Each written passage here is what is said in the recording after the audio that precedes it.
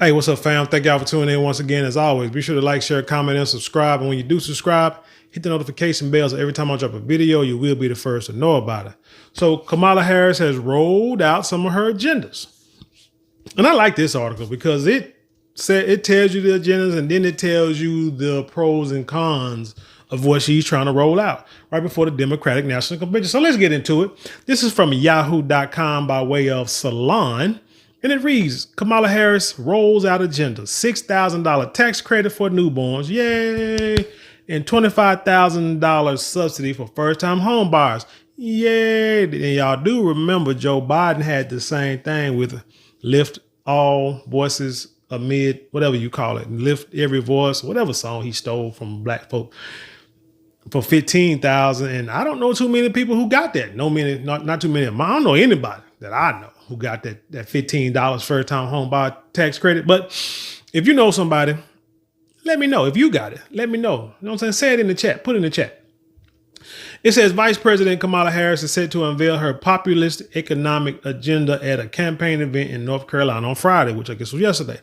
This highly anticipated plan is Harris's first ever detailed vision of her economic policies and includes proposals that prioritize lowering costs for American families, going beyond President Joe Biden's campaign platform, the Washington Post reported. Now, I'm going to tell you something. I'm just reading this for entertainment. Seriously. I don't take anything she says seriously. Why?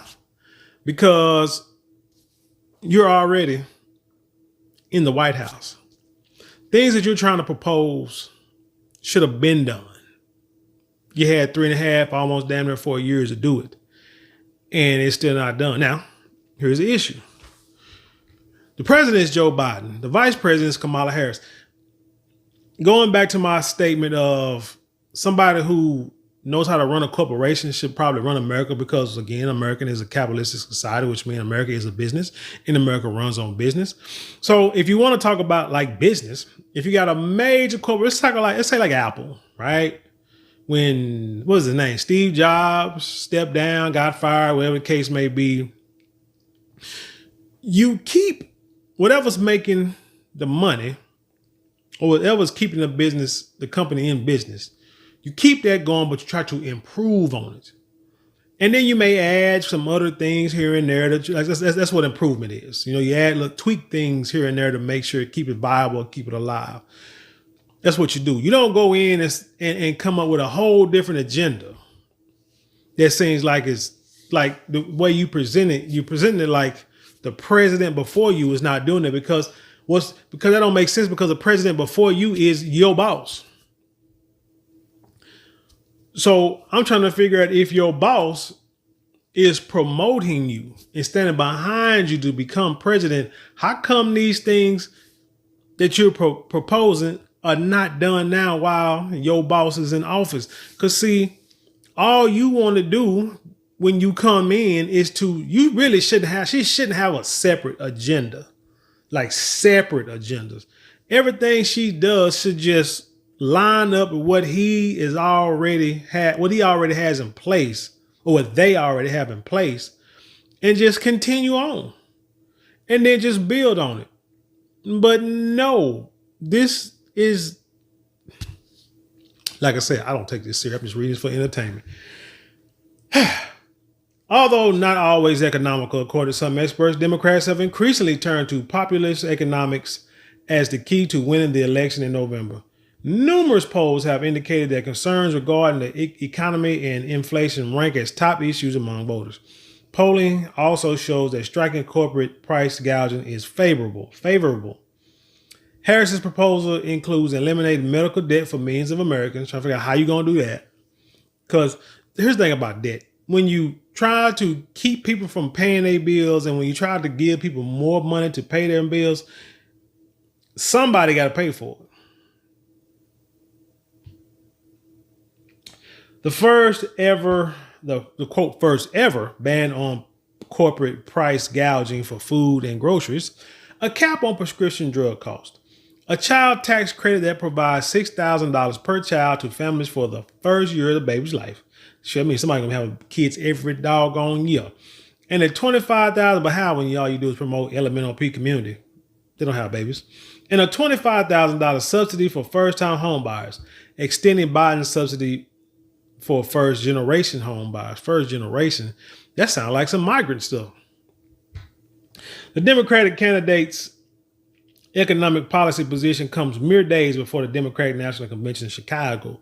Harris has largely been surrounded by former aides to Biden in her announcement Friday, contrary to the centrist approach business leaders probably hope for, seems to heavily build on Biden's push for aggressive government intervention in the economy, on industrial labor and antitrust policies.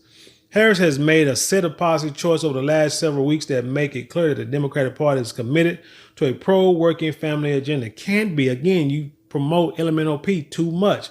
There's a lie somewhere. The days of what's good for free enterprise is good for America are over. Felicia Wong, president of the left-leaning think tank called Roosevelt Forward, told the Post. Two outside advisors familiar with the matter told the Post that in the weeks leading up to the announcement, the vice president campaign was also considering some more centrist policies such as backing income tax cuts for middle-class households or a tax break for small businesses. But yet, a person can make $600 on a Zelle transfers or Zelle through Zelle or CashApp or Venmo, small businesses, people that do vendor shows, things of this nature, and the man want to tax you, eat it up. When under Donald Trump, it was $20,000. Now you're trying to do it. Now you're doing it for $600. Small businesses, right? People who sell stuff on Facebook, might have like a couch or some furniture in your house and trying to get rid of it. And, you take your payments through, Venmo and Cash App and Zelle. And then if it's like you make $600, they're going to eat you up with it. All of these were not included in her final policy package that may be released later. Some of Harris's plans were less clear and remain ambiguous, like the allusion to cut red tape and lowering the deficit. Yeah, that's that politic mumbo jumbo. Some economic experts found some of the vice president's ideals unrealistic and detrimental to the U.S. economy in the long run. Again, America is a capitalistic society. America is a business. The United States of America is a business, period. For example, Senior Vice President of the Committee for a Responsible Federal Budget, Mark Goldwyn, claimed that Harris's call for an additional $6,000 credit for newborns would most likely cost an additional $100 billion over a decade. Well, that's adding on to the deficit.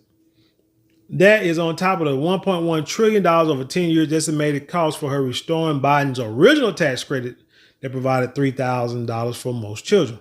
Policy experts also criticized Harris's promise not to raise taxes on Americans earning under $400,000 per year. A spokesperson for the campaign told Salon that any additional costs above the Biden administration's proposed budget will be offset by increased taxes on corporations and high earners. I don't understand. I think? That's why I said I wanted to get into politics, because I think politicians see what's coming. The writing's on the wall. They know if they messed up. They know if they've done. This is why you let the migrants come in. Let them live in the slums. Let them get minimum wage jobs. Pay them, because y'all have messed up the economy so much that you really can't afford to pay American citizens the money that they deserve to make. Let me tell you about business. Let me give y'all a good example. Notary. I have a notary side business, if you want to call it. Off day, I get notifications. And when I say I'm a notary, but I'm talking about like I do refis, refinancing houses, mortgage refis. So I've been doing it. Well, let's say I started it maybe, maybe about 7-8 years ago. I started. A friend of mine, one of my neighbors, he was in real estate, still in real estate.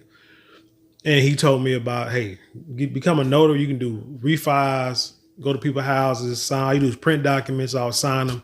You can make anywhere from like $100, $150 easy. I'm like, hey, really? Yeah. You're in the house for an hour. You print stuff off. You may be 2-3 hours. You make a total of print documents, looking them over, going to their house, signing them, looking over again, mailing them off, maybe 3 hours total, and you make $150. Oh, okay. So I did that, signed up, was doing jobs directly through a title company.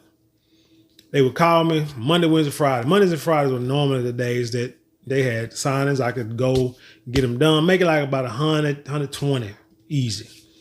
But then I was also trying to get my nursing license. I had a job, this and third, so it was kind of tough for me to do it. So then, but they stopped calling as much. So I kind of lost that.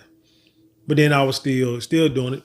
And then they came up with these apps to where these title companies would just send jobs to these apps, and the app would shoot emails out to people.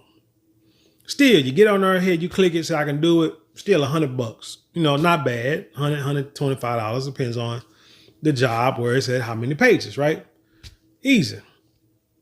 The problem is, after a while, more and more people start doing it. Now, this may have been maybe the last 3-4 years, like really. Like I said, the first couple of years, I was making decent money. Once more people got wind of this, like I said, they got these apps and more people were doing notaries, prices for the notaries start dropping. They start going from like 150 to like 120, then from 120 to like 100, because now you got people bidding for the jobs. I've seen jobs, when you're talking about refis, like say the price of ink, printers, gas have not went down at all. But I see jobs that are $75, $80, some $60. Now once you go clear across country. And so I'm like, man, it's not even worth my time. Here's the problem. Like I said, got a career making decent money, so I'm good. The problem is you got those people who do those for a living. And if that's how you make your living, you really at this point have no choice but to take these jobs for less money. Because if you don't, somebody else will. Somebody who's new in the game come in and say, oh man, I can make $80 in a couple of hours. Yeah, I do it. Do 3-4 jobs a day. That's still pretty good. I can do 4 jobs a day. It's still $320. You know what I'm saying? In a day, I could do that 4, 5, 6 days a week. I'm straight. Cool, right? But what about those people who've been doing it and they remember the days of making $150, $125? Now it's down to 80, 75. That's your problem. That's what you're going to go through, what you're going through now with these migrants, illegal migrants coming in and working. You might say Donald Trump got mad because Donald Trump said black jobs, whatever. I mean, y'all can talk about semantics and fight over that bullcoin you want to. The issue is they're taking jobs, period. And they doing what they got to do to try to come up. And there's nothing wrong with that. There's nothing wrong with that because you got to start somewhere. That's great. A lot of these grocery store jobs and fast food jobs, them jobs were originally really for, I don't know if originally, but when I was growing up, those were jobs for kids in high school or in college. They're trying to make money to, buy them some clothes, get through school. Now you got grown people trying to, I saw a woman that she worked for Whataburger for 85 years and just retired. Like, really? Those jobs are not really for that. Those are like jobs you get to start out in life and then, you move on and then here come the next group of kids and you move on. Hell, that's how I was, what I did, what I'm saying, in high school, working at the grocery store. But now you got grown people coming over the border to this country and they are working for less. I saw an article where I saw like a migrant family. Both of the women are housekeepers. They got a couple of kids and I think a cousin lived with them. They all they are housekeepers, so they ain't making much money. They live in a 1-bedroom apartment that was $1,800, and the roof was falling in. Family got crushed with the roof, and nobody died, but they got sewage coming through the side walls, mold in the walls, and stuff like that. You're talking about $1,800 in the slums of Dallas. But these people are still trying to come up because maybe it's better than where they feel it's better than where they came from, or they feel they came somewhere and they can't go back. They got to move up. Like I say, people got to start somewhere. My first apartment, First apartment I had, or me and my ex-wife had, was all 1996, all bills paid, 425. Canterbury Village, Oak Cliff, Redbird area. I mean, that was 30 years ago. About 28 years ago, just about. 425 now for one bedroom, and I mean they were decent apartments. But now you're talking about slums for 1,800. But my point is, that's what you're dealing with. People who, when you get the new folks who ain't made that money, they're gonna take whatever they can get to get their foot in the door. Which again, when you're trying to come up, that's what you do. You take the jobs, learn the skill, learn the trade, and then you come up and build on it. For hopefully when the time comes, you can use it to maybe do your own business, start making your own money, this, that, and third, and make a decent wage and live, live the quote unquote American dream. But like I say, that's what you're dealing with, is when it comes to migrants coming over here, and working, period. It says, what did it say? A spokesperson for the campaign told Salon that any additional costs above the Biden administration's proposed budget will be offset by increased taxes on corporations and high earners. Harris's price gouging proposal is an example of a semi-baked plan, according to experts. Now, here we go with the cons. So pay attention. My Harris hopefuls. While grocery prices, which have increased 26% since 2019, I think I had like 5 bags of that. I think I paid like $150. But most of my stuff is fruits and vegetables, mixed nuts, pistachios, and laundry detergent. I can pay like $150. That's crazy. Which have increased 26% since 2019, have risen as a top concern for voters. It is also true that mandatory price setting creates shortages as firms lose incentive to produce supplies. On the other hand, Biden's aides contest that government intervention is needed to rebalance the scale on behalf of consumers. So if you mandate prices, let's say marlonmorales.com, my website, let's say I sell a product. Say I sell perfume, right? If I'm selling perfume, sell cologne, it's a business, I gotta make a profit, right? Got to. Let's say I make $10 a bottle. I mean, just throwing numbers out there. I'm not gonna really tell y'all the whole cost and this and the third, but let's say if I make $10 a bottle as a profit. Now, let's say if Kamala Harris said I was price gouging and that I couldn't sell my perfume no more than $20, no more than $35 a bottle. Now my profit went from $10 to like $2. How long? That's just off the bottle, not counting shipping, mailing, any kind of tax I got to pay later, all that kind of, stuff, whatever the fees and stuff I got to pay for, buying bottles, just whatever, How long you think I can keep my little business open? Not long. So now I can because I use like premium, like fragrances. I don't, don't use no cheap stuff. I don't use like whiskey and, I use like premium, fragrances and stuff. Or even like my silk do-rags. They're like 100% like Charmeuse silk. It was like the best silk for your skin. Hypoallergenic. If you got allergies or sensitive to anything, that silk is the best thing for your skin, and it keeps your hair moisturized, and it don't sweat and it don't freeze. It maintains temperature. So it silk scarf too that I sell. Everything. It's like if I want to continue to make a profit or the same profit because I'm trying to build something. Now you are forcing people to use inferior quality products and ingredients and fragrances and stuff like that at the same price. Or your bottles got to be small, but your bottles can't be smaller because if it's price gouging, the size has to equal the same as the price point. So which means You got to put in what? A little more alcohol, right? Water down the fragrance. Find a supplier who, might sell a synthetic type of material that looks like silk, that's a blend, a silk blend or something like that. That's robbing the customers, right? You see clothes now, even now. I saw a documentary that a young lady did about clothing and like Abercrombie, what the hell it is? Abercrombie and Fitch, whatever the hell it's called. And how she can go back to look at clothes in the 90s and how the quality compared to what's it made out of now. Like clothes back in the 90s, were real denim, last a long time. Now there's like a blended fabric that stretches and this, that, and the third. Just looks cheap to me. And it feels cheap and stuff. And even the t-shirts, I'm looking into, getting into, adding t-shirts to the website.